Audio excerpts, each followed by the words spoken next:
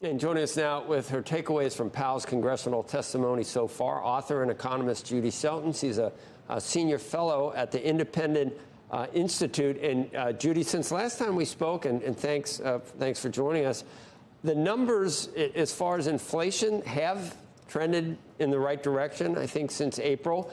And I think also with employment, you may be starting to see, if you call it progress, but a weakening labor market is some of the progress the Fed was kind of looking for. You have sort of seen both, and it almost looks like if you just accept the chairman at face value, he's making valid points, isn't he?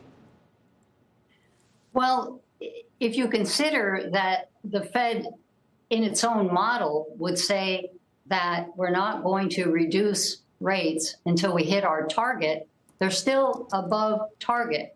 So it is interesting now to talk about unemployment going up when it's really at 4% and then it goes to 4.1%. That's not exactly a dire picture for unemployment.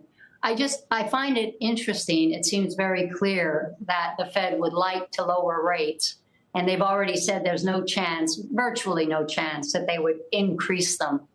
So everyone's waiting for that welcome message, although yesterday I thought it was significant that Senator Kramer hinted in his comments to Chair Powell that perceptions matter. And if the Fed were to lower their target rate before the election, that might seem political. If that's something that I mean, by September, it'd be too late to have a positive effect on the economy, though, wouldn't it? And it is weird the way, you know, the winds or whatever, the coincidences lined up to where right before the election is when the Fed would finally be able to do it. But usually you think of the Fed doing it maybe a year before the election to try to juice the economy. It'd be too late by September, I would think. Or does it just look good to cut rates?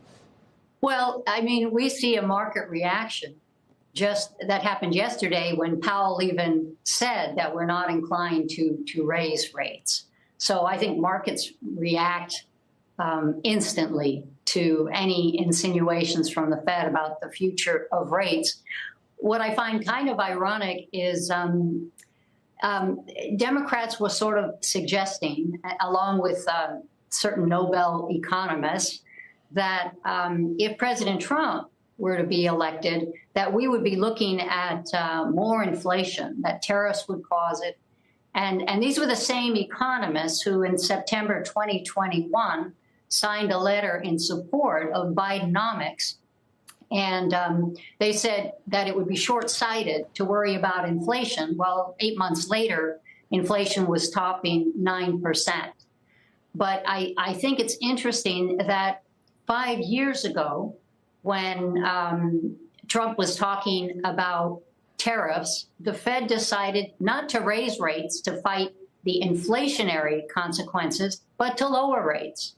In July of 2019, and then again in September and November of 2019, Powell took back 3 of the 4 interest rate hikes from the prior year and said that it was trade tensions.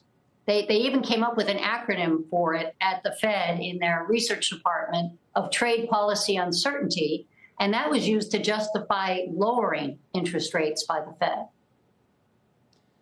Judy, the poll numbers for Bidenomics are disastrous, and I pointed out again and again, and people say, well, they actually claim that the media has not been trying to help Joe Biden enough in terms of the economy, which I like hearing that. I think it's insulting to the average American to say that you should be feeling better about the economy with real wages actually being down. But here's the thing. Real wages surged during the Trump presidency, and they're down since Biden took office, still down. But the pandemic could be blamed as the sole reason why that happened. You could say, well, at the end of the Trump presidency, COVID came along, supply chains tightened up around the world, inflation surged around the world. So President Biden couldn't really have done anything about the global inflation since it was at 40-year highs and 9%. That did hurt real wages. But that's the only reason, because of COVID. And I don't know, Trump lucked out by having wages rise sharply during his presidency, real wages. I think real wages went up under the Trump presidency because inflation stayed under the 2% target for the entire time, consistently. So when Trump came in, the very next month, the Fed raised interest rates. In 2017, under Janet Yellen, they raised rates again 3 times. In 2018, after Chair Powell came in February, they raised another 4 times. And Trump was then accused of jawboning. He made it very clear that he disagreed with Fed policy. And his point was, look, we have record low unemployment. We're including people who have been disenfranchised from employment.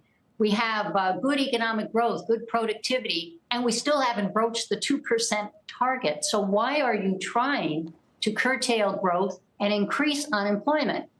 Now, when the Fed turned around and took back 3 of those 4 raises, it's interesting. Either they caved to the president. I don't think they think that's the case. Either Chair Powell and the FOMC came around to agreeing with the analysis by President Trump, or perhaps they did cave. But to me, they tried to disguise wanting to lower interest rates by saying it was due to those trade tensions, which was meant to be sort of a dig at President Trump, that the tariffs would be disruptive. But their answer was to reduce rates.